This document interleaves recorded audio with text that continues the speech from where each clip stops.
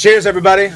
Kyle Brandt's basement, aka Kyle Brandt's hotel room from London, England, in the United Kingdom, in Europe, across the Atlantic Ocean. Thrilled to be talking to you. Thrilled that you're watching. Thanks for joining us. We got all kinds of fun stuff to talk about today. We're going to talk about Takes on Takes is going to be fantastic. We have two heavyweights. We have Chris Mad Dog Russo versus Michael Irvin. That'll come in just a few minutes. We're going to talk about installing car seats and a lot of the public figures and media pundits who have weighed in on my thoughts on it, their take on my take. And we have some family confessional coming up. A couple of people who have all kinds of things they want to purge their shortcomings as a wife, as a husband, as a parent. I am in London. I just did a double-decker bus tour. I really did. Unapologetic tourist. Drove around, rode around this whole city. I saw where William Wallace was executed and drawn and quartered and torn apart and all that and screamed freedom and all that. I doubt he actually screamed freedom, but Mel Gibson did. That was kind of crazy. And we saw Big Ben.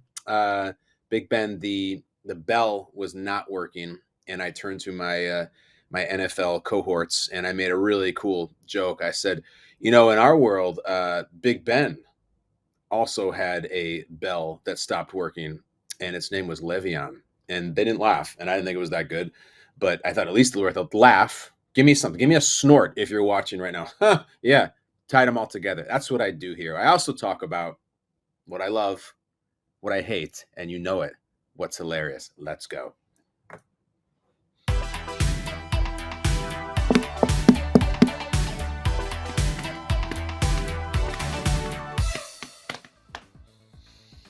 Wednesday in the NFL world is the day you turn the page, like Bob Seger and the Silver Bullet Band. Tuesday, you put it to rest. Wednesday, you turn the page. And so we turn the page to a right, nice, juicy Sunday Night Football matchup between the Tampa Bay Buccaneers and the Kansas City Chiefs. You want to know what I love? I love the matchup, sure, but that would be too easy to say. Everybody loves the matchup.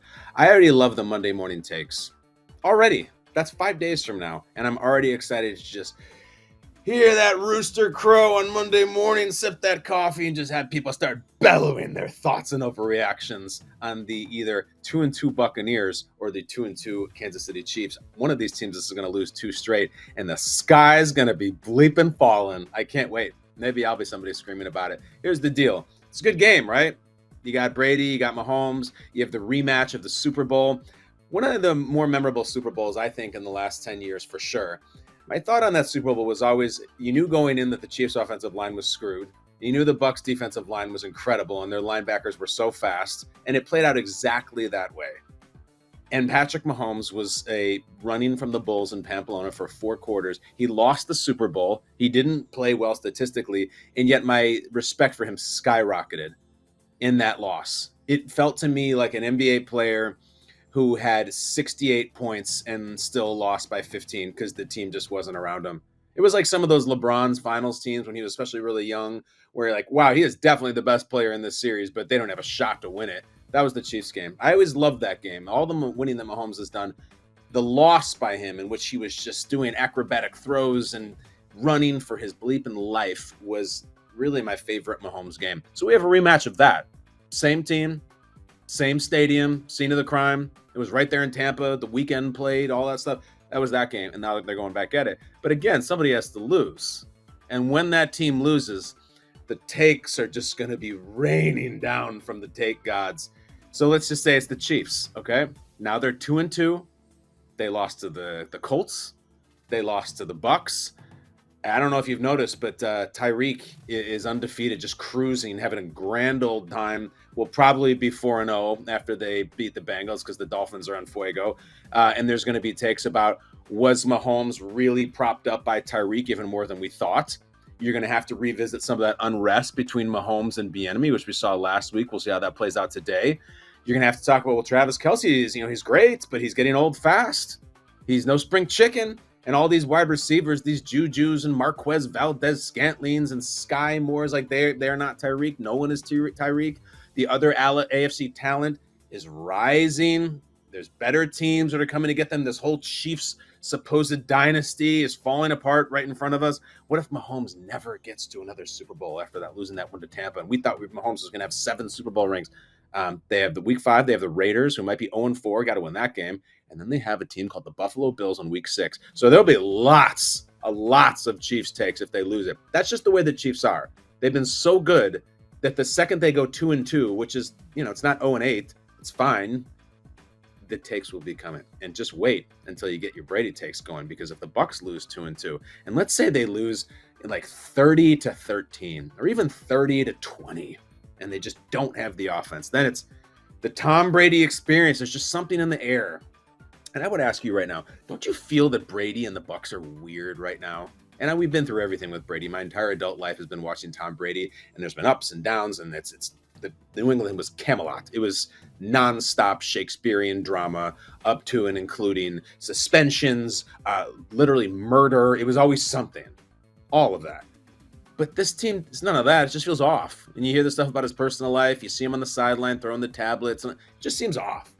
So if you lose again, is Brady committed? Is he in? I think we just had the woman who wanted to see if I wanted turn down service. I'm in a hotel right now. One of my kids come into the basement and I say, look, I told you it was my basement. It's not some studio.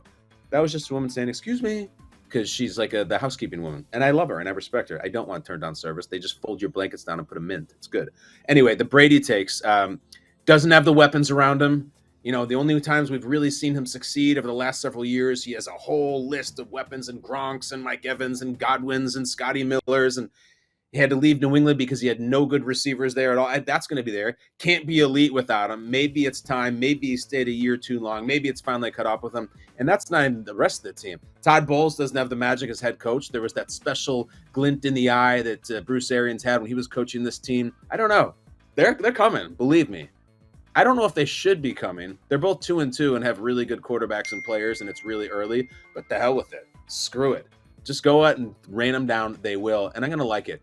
The popcorn gif where the guy has a thing of popcorn, just lies back and sets it, starts eating it? Or the guy who has the chair and goes whoosh, and he sets the chair down to watch? That's you and me Monday morning, my friends. It's going to be really fun. That's what I love. Now, let's go to the American Football Conference to talk about something that I hate.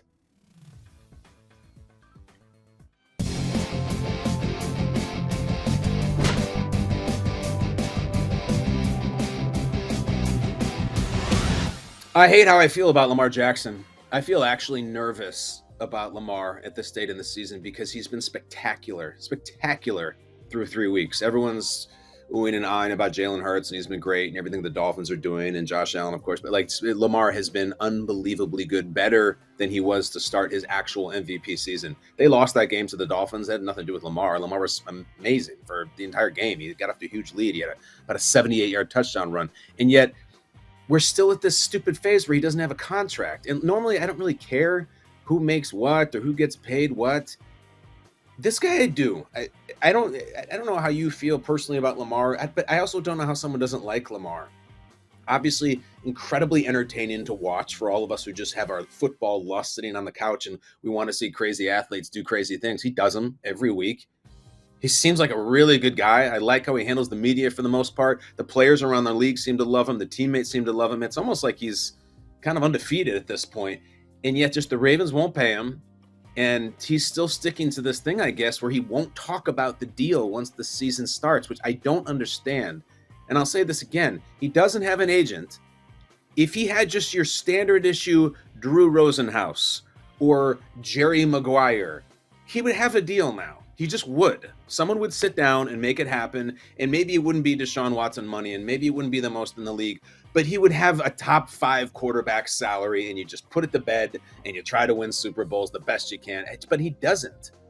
And it's going to be a real football shame if he goes out there and gets rolled up or blown out in his lower body or something like that, and it's just, oh my God, he had the full tear or the break. I don't even want to talk about it, but why not? We're all thinking it.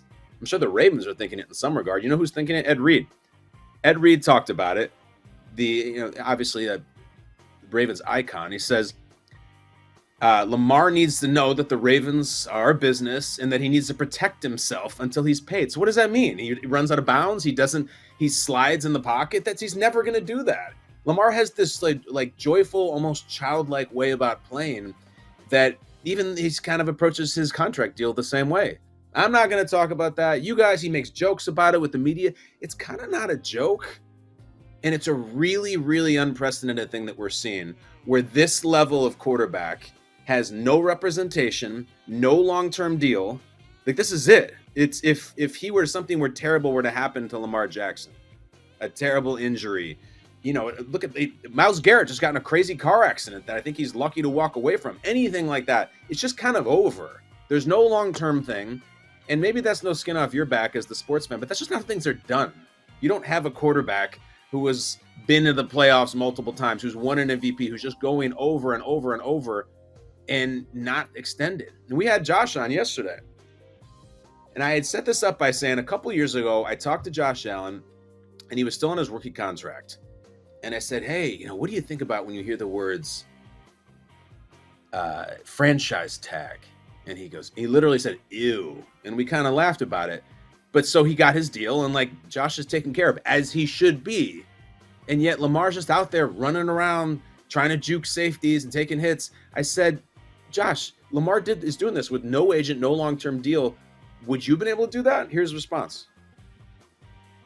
Yeah, I mean, I think there's a couple ways you can look at that. I think him betting on himself, in the way that he's playing, it's gonna pay off. And again, there's that internal belief that he thinks that things are gonna work out and he's gonna stay the course. And the fact that it doesn't have a deal is kind of crazy. But I'm sure there's one coming soon. And if it's not with them, it's going to be with somebody else. He's that special of a player, and he shows it on the football field week in and week out. But yeah, I don't know if I could have done it. So props and kudos to him, and hopefully it does get done. I think everybody really in the league and outside the league is pulling for him for that to get done, because again, I think he deserves every penny that he's going to get. I think people are pulling for it too. Sidebar, I liked what Josh said about, I'm sure a deal is coming, and if it's not from them, it'll be from somebody else. There are so many thirsty fan bases and people that I know who have concocted this theory that they're going to end up with Lamar Jackson. We've talked about this before here. The Bill Belichick deep dive theories about how the Patriots are somehow going to land Lamar are amusing, but Bill Belichick is unapologetically smitten with him, and so is he with Bill Belichick. I have a friend who's a Giants fan who says Lamar will be the Giants starting cornerback. I don't even know how. That would necessitate the Ravens not tagging him and just letting him walk in free agency. I mean, I guess the only way they would do that if he did suffer a major injury and they say, I think we're just kind of done with him. I don't know. It's just all bad. It's bad. It's bad. It's bad. You and I, we don't have our lives changed if Lamar signs a $260 million deal. But in a way, part of our lives is watching football. And a really cool part of watching football right now is watching Lamar Jackson play football. And I want to see him do that for a long time. And I would like to see late career Lamar Jackson. How's he going to look in 6 or 7 years when he slows down a little bit? Does he just stand back there and start zipping it all over? I'd like to see him do it with the Baltimore Ravens. And every time he plays it down for them without a long-term contract, I'm not his agent, I'm not his mother, but I don't care. I feel like a sense of nervousness with it because I like him as a fan. And I wish I could be friends with him so I could text and be like, Lamar, I respect it and everything, but just get a bleeping agent. That's it. You'll get a contract done in 10 minutes. That's all it'll take. In the meantime, I hate that I feel nervous about it, but let's cleanse the palate. Here's what's hilarious.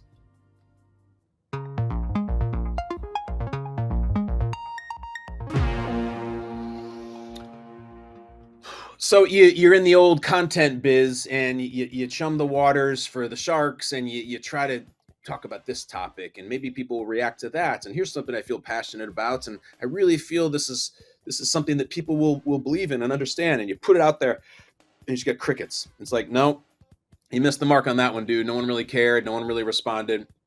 And then sometimes you're just being silly and talking nonsense. And a lot of people care. What's hilarious is the response that I have gotten this week from car seat people. By car seat people, I mean parents who have frustrations with installing car seats into their cars for their children. Let me tell you what I mean. I'm here in London, and we were asked a couple days ago, I think it was yesterday, on Good Morning Football about, so, the Pro Bowl is gone, basically. They finally said, no more tackle football. We're going to have a flag football game, and that is a real story. But also, there's going to be all kinds of activities that are around the weekend that the players will do.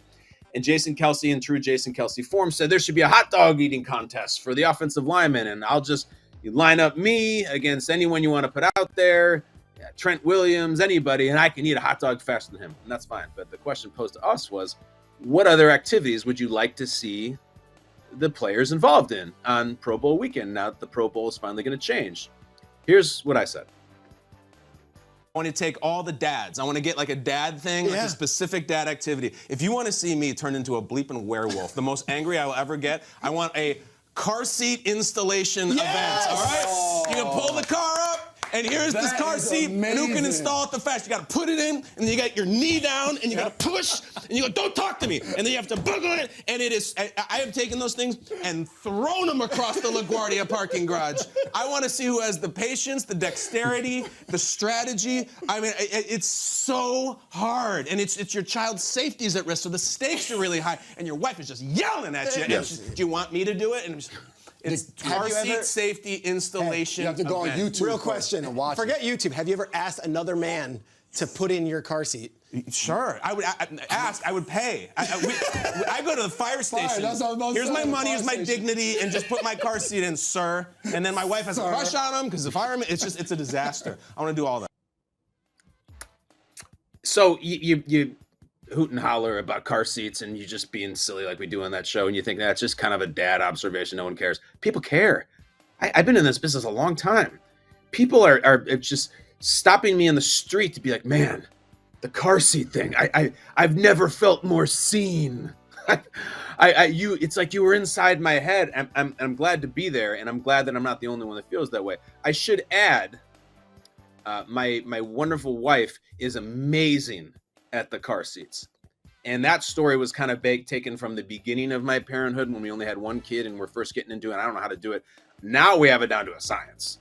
Now the science is very simple. I don't do it, and Brooke does it in 5 seconds. And that's simple. We could go to the parking garage in an airport, wherever it may be, at home. She's got it. But we know she's got it because she knows, and she's like, I have to do the car seats because Kyle gets very emotional if he has to do it.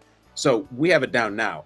But before, I'm telling you, it was that bad. And so I say that, and I'm not trying to pat myself on the back here. I'm just trying to say, if you're listening now and you didn't see that or you did, do you feel me? Are you a parent? Have you had the same thing? Here's some parents that just decided to tweet in response, and that they had Rich Eisen, a coworker of mine, co-signed, he says, on the car seats. And it's been years since I had to do this. So Rich is now still dealing with the scar tissue as his children are older. But the second he saw it, he's like, oh yeah, I don't care if it was 5 years ago, 50 years ago. The car seat rage is unparalleled.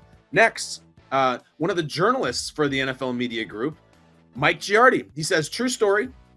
I sent one about 75 feet at the Fort Myers airport after sweating through a shirt trying to install one in a rental. This is so good.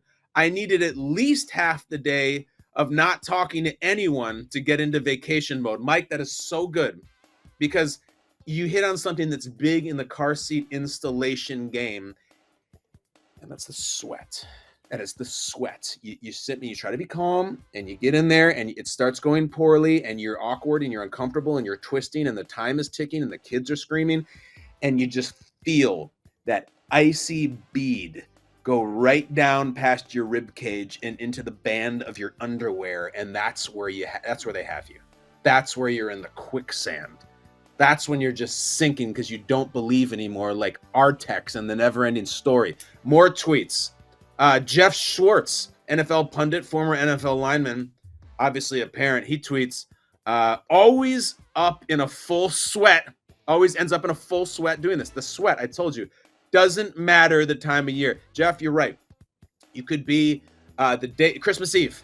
It's 26 degrees below zero. Doesn't matter. Sweat, hot sweat, cold sweat, car seat sweat, unparalleled. How about this?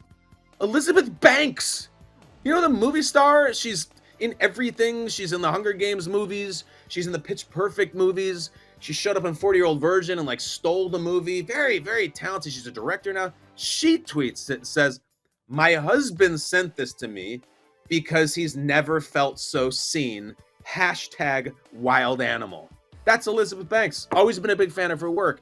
And now I feel she's so much more relatable because she understands the wild animal factor because she's seen it. Her husband, and her Elizabeth Banks' husband, I don't know his name, but sends it to Elizabeth. Be like, look at this, honey. This is me.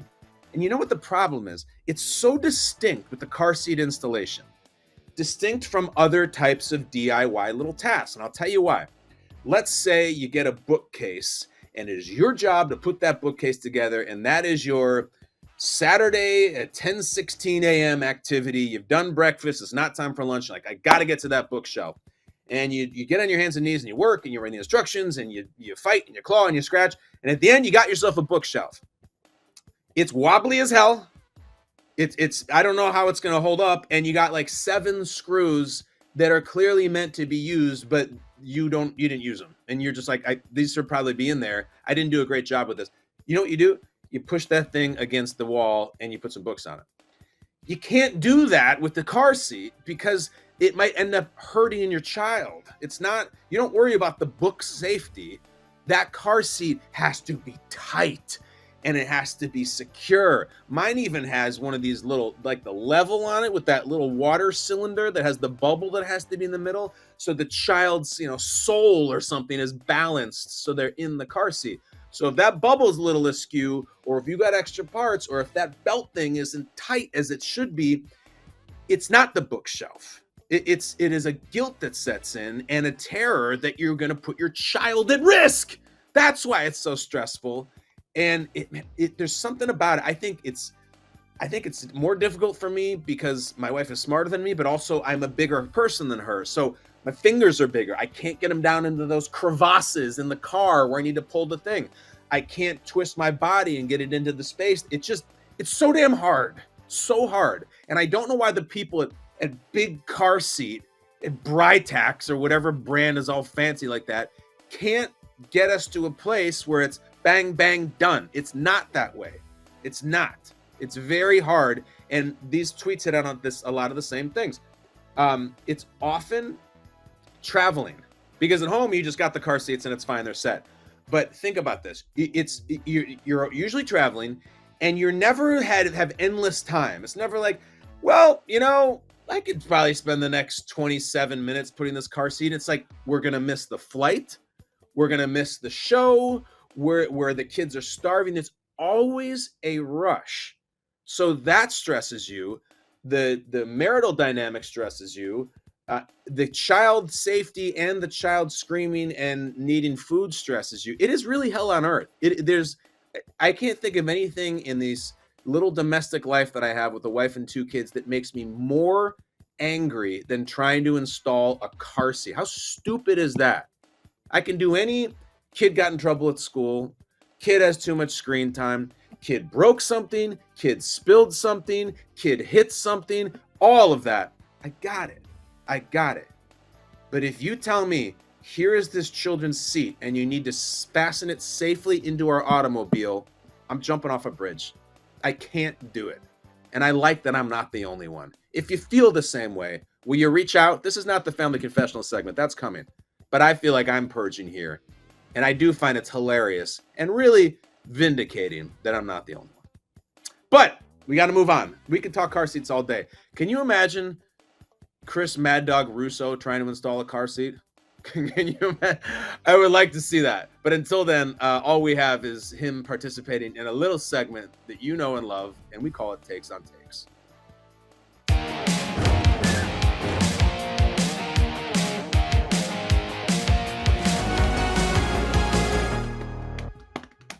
Into the octagon we go, where the takes are harvested by us and then harnessed to use for content, where I give my own take on a take. I even give a ranking for that take.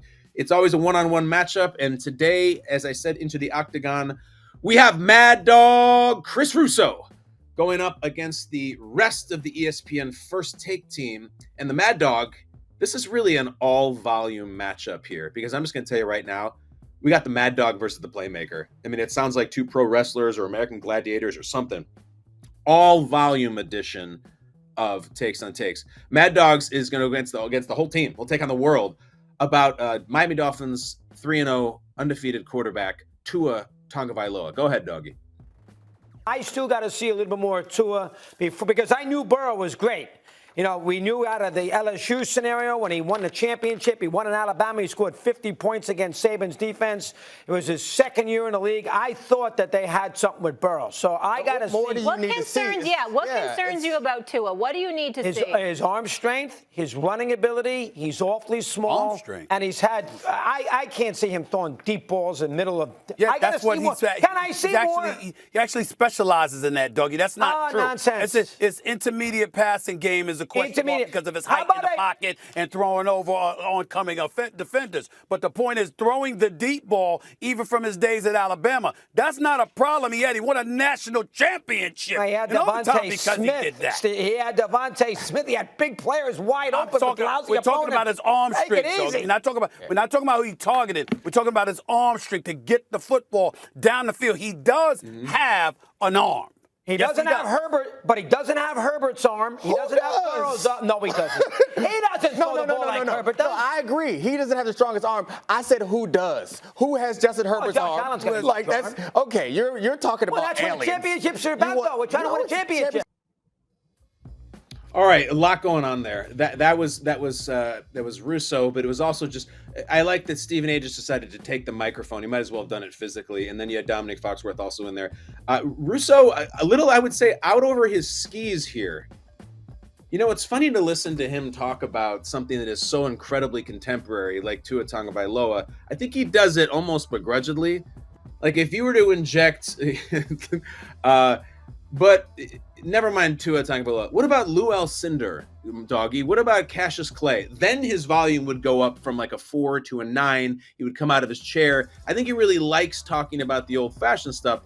So he's here. It's a little floundering. And also, are we still on the Tua arm strength thing?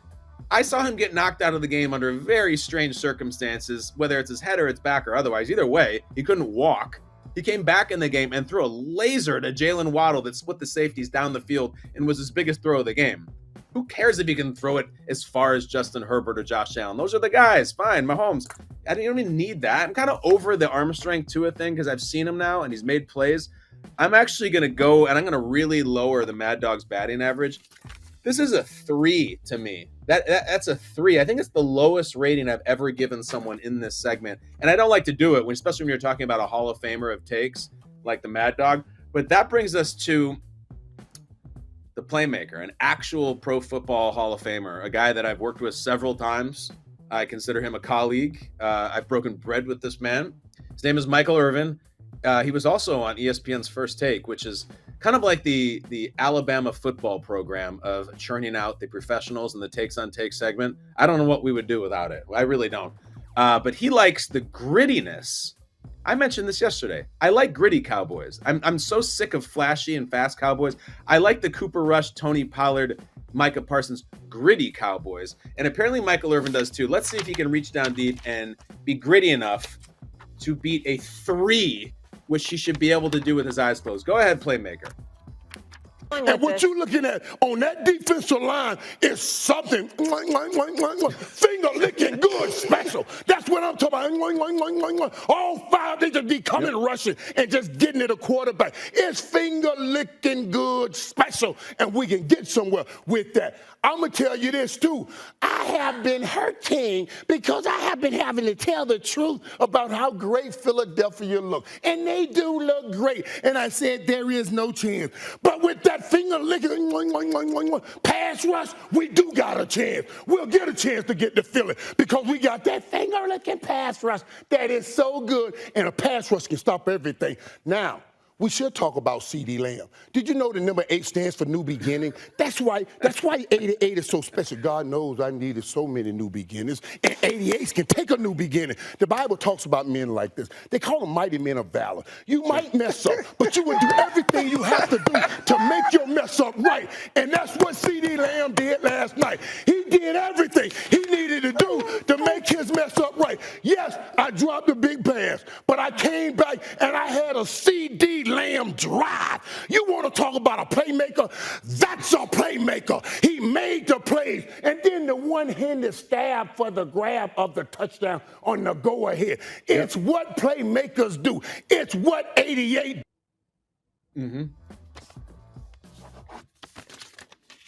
9. I was going to give him 8 because he's 88, but then at 9. The question, though, remains, though, do the Cowboys have a finger-licking pass rush or not? I did the math in the take, which doesn't mean anything, but who cares? It's fun to watch. We had 15 mois. So he did 3 sets of 5. That's one where you hit it and then you're like, ooh, the people kind of like it, or the camera guys are laughing, or I'm getting an eyebrow raise from Stephen A. So I'm going to hit it again. And then he did a wonderful thing there, which I love. And remember, delivery is one of the main categories, where he was doing the Michael Irvin up out of his seat and yelling, and then he stopped. He said, now, you have to get any totally changed volumes and changed directions. That's one of the greats. I say that as someone who gets very high volume sometimes in the media. You got to remember to bring it down. You got to show different notes. It's like, it's like an album. If you're doing the Metallica Black album, it can't just be all Through the Never of Wolf and Man. If you stop it with The Unforgiven, and then you stop it a few tracks later with Nothing Else Matters, that makes a compelling album, and that's what we just saw there. And that's not even me mentioning that Michael Irvin referenced the Bible. He didn't even need to do that. That was really strong in terms of takes on takes. Remember, originality, delivery, and a little bit of heat.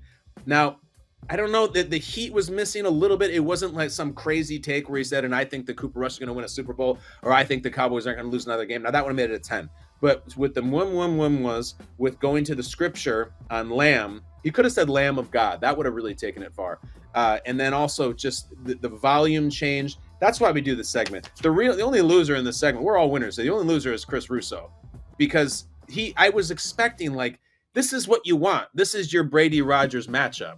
This is Jordan versus Magic. This is Bird versus Magic. This is 2 screamers on a Monday morning as the NFL season's really hitting its stride. And Russo just dribbled one back to the pitcher. Michael Irvin hit it 500 feet and flipped the bat and then went off and got a hot dog, or actually probably something that would make him lick his fingers, which he said 15 times. Michael Irvin, the winner by far. He tripled, with his 9, he tripled Mad Dog's 3. Doggy, take a lap. I know you'll be back probably the next time we do this. We may even have an episode of Takes on Takes where there's a Mad Dog take versus another Mad Dog take, which we'll get into, but now Michael Irvin rolls. And with that, we get into Family Confessional. Let's do it.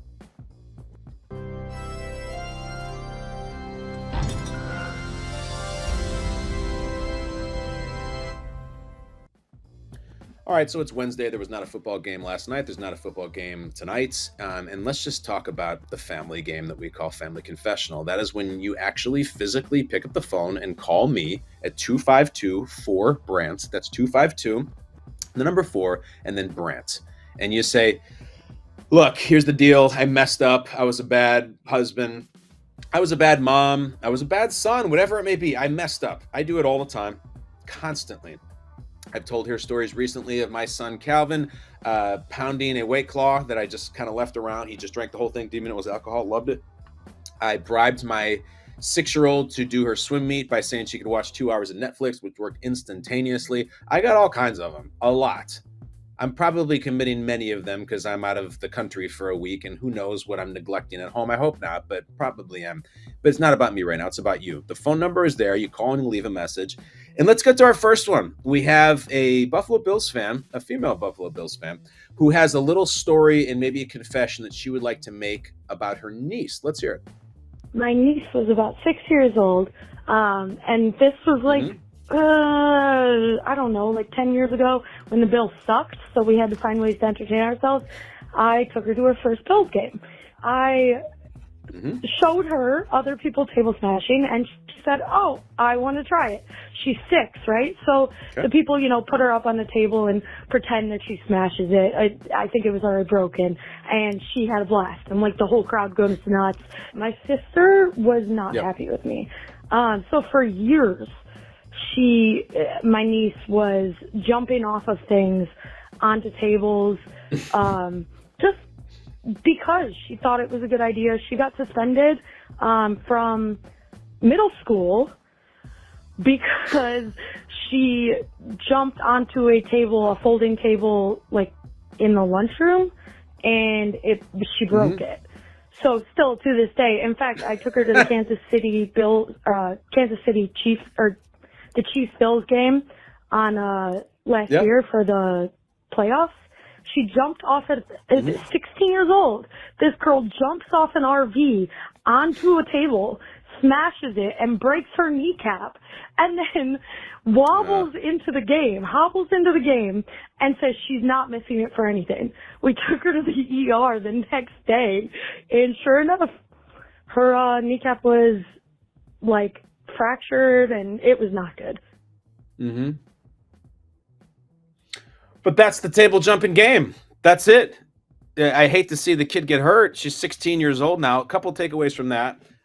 I guarantee you're her favorite aunt, probably your favorite relative. And that girl sounds like a party. I mean, she sounds really cool. I don't think that she's not going to have a successful life and start a family or get into college because she's a table jumper. 6 years old, it's cute. She jumped on the table you thought was already broken. And she loved it. She was a table jumper for life. These great table jumpers are not necessarily born. They're made. And I think it's like, Buffalo Bills fans might be a little different. Maybe you remember your first beer or you remember your first cigarette or something. I think probably as a Bills fan, you remember your first table. I've been to that stadium. I've seen them outside that place. It's really important. And as far as they're getting suspended, I mean, don't you get suspended in Buffalo if you don't jump on a table? Like that's like hitting the books and like playing Foursquare at recess or bringing your teacher an apple. That's almost expected. So I hate that she got injured, but listen, there's people I know who still ride motorcycles. And what they say about riding motorcycles is there are two types of riders. Those who have been down and those who will be down. If you ride a motorcycle long enough, you're going to put it down. What I mean by that is you're going to basically wipe out. And you just hope it's not too serious, but it will happen. The table jumping game has gotten so extreme over the last few years, especially now because Bills fans are so excited. There's two types of table jumpers, the ones who have been hurt and the ones who will be hurt. And I hope I'm wrong. But I see these guys do like the double Jimmy Snuka backflip spread eagle off the top of their RV. I mean, they got to be 20 feet up when they're landing on the table. I hope none of them get hurt, but it's probably inevitable, right? Plus, you brought her to a Bills game 10 years ago. You said the Bills sucked then. I don't know if that was like the E.J. Manuel era or something like that. But what else was she going to be entertained by? The game? Jump on some tables. It's fun. I don't think you set this. I don't think it's like you gave this girl crack when she was 6 and set her off and becoming a junkie. I think you're a very cool aunt. I'm glad you confessed, but I would still say, look, she's a table jumper for life now. That knee's going to heal up, right back to jumping. She's got to work on the form a little bit. I don't have a real problem with the coolest aunt I've ever had called the show. Another one, though. We have another female today, which I like this. I don't know if this is going to be a mom or a grandmother, an aunt, a daughter, whatever it is. This is Pam, who reached out to us at 252-4 Brandt. Let's hear what Pam has to say. Hi, Kyle. This is Pam from Buffalo, Bills Mafia. I have a family confessional for you there. So my husband and I play a bunch of sports together, mostly, like golf for the most part.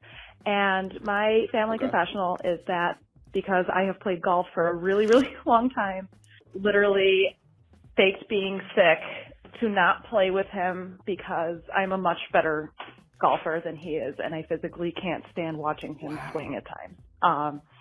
I know I am a horrible person. I'm a horrible wife for that, but I just, as a good golfer, some bad chips, really bad chips, and some really.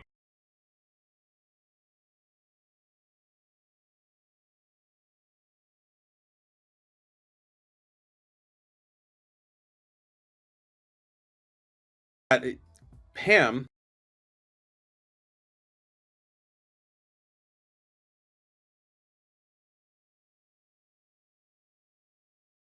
Golf. She loves golf, but because I think I'm not putting words in your mouth.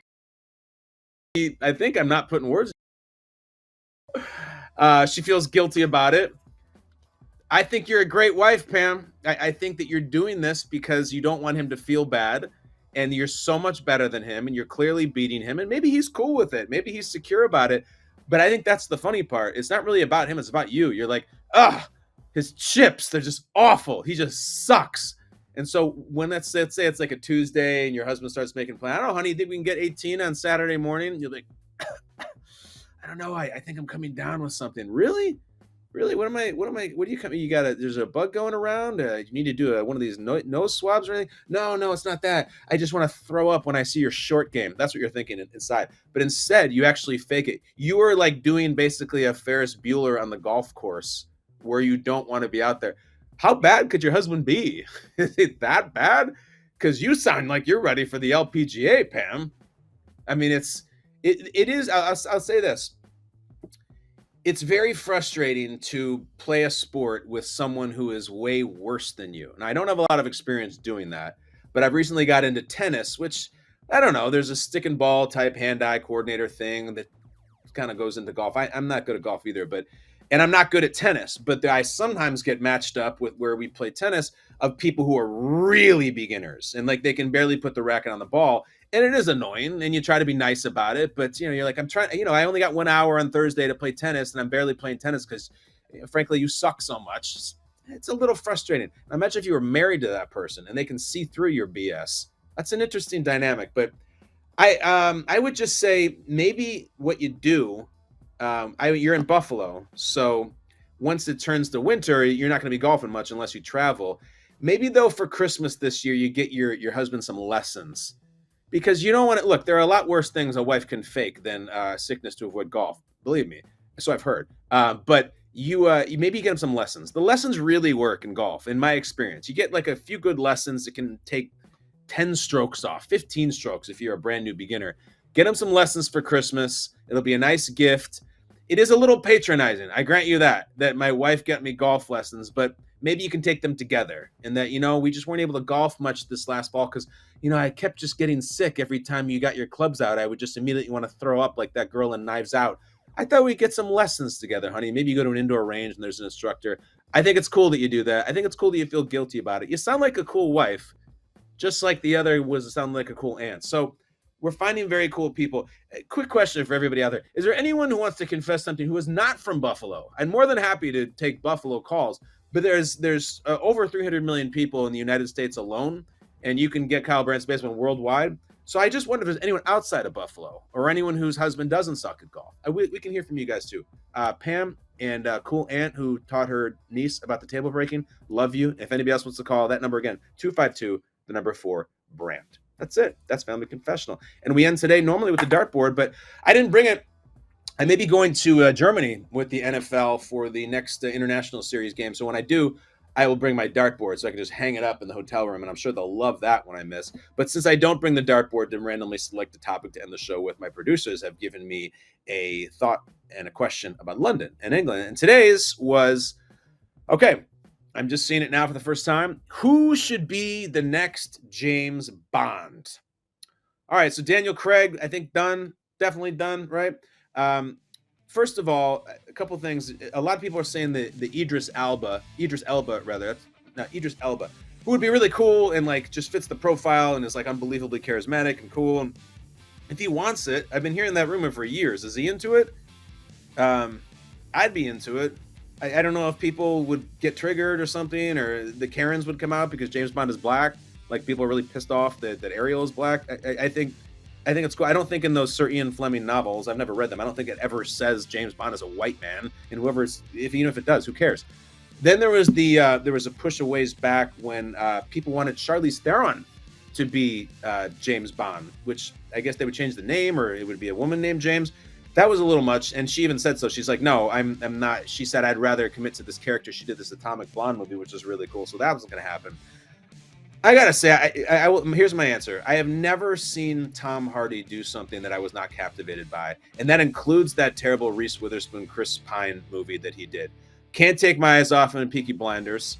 Obviously, everything playing Bane, in the movie Warrior, where he's the MMA. I don't need to list all Tom Hardy's credits. Everything he's ever done with Christopher Nolan is amazing. Him as James Bond would absolutely kick ass. And he has a bizarre internet profile where there's entire threads of just devoted to pictures of Tom Hardy with his dog and just all sorts of silly, like kind of off the wall stuff. You think of a very serious actor. So Idris Elba gets it. I'll be there opening night to see the next Bond movie. Charlize Theron's not going to do it. It's not a woman, and even if it was going to be, she doesn't want to do it. And I would go with Tom Hardy. Again, pretty much undefeated. I'm trying to think of something he did that I don't like. I could probably come up with it. But if I can get through that stupid Chris Pine, Reese Witherspoon movie, I'll get through anything. That's it, guys. We got through the show. It's a Wednesday, not a game night, not anything. I have another show tomorrow here from London. If you're watching this in London, I had a guy come up to me today and said, hey, I love the Kyle Brandt Spaceman. Oh, thank you so much. Thanks a lot. So if you're here, come and see us tomorrow. We're going to be down by the Tower Bridge. We have our whole set up there for Good Morning Football. I'll be there for 3 hours. And then I'll be right back here tomorrow evening in Kyle Brandt's hotel room. I'm going to go get some room service. I'm going to get a robe on. It's going to be awesome. I am out of here. Guys, thank you. Love you. Talk to you tomorrow.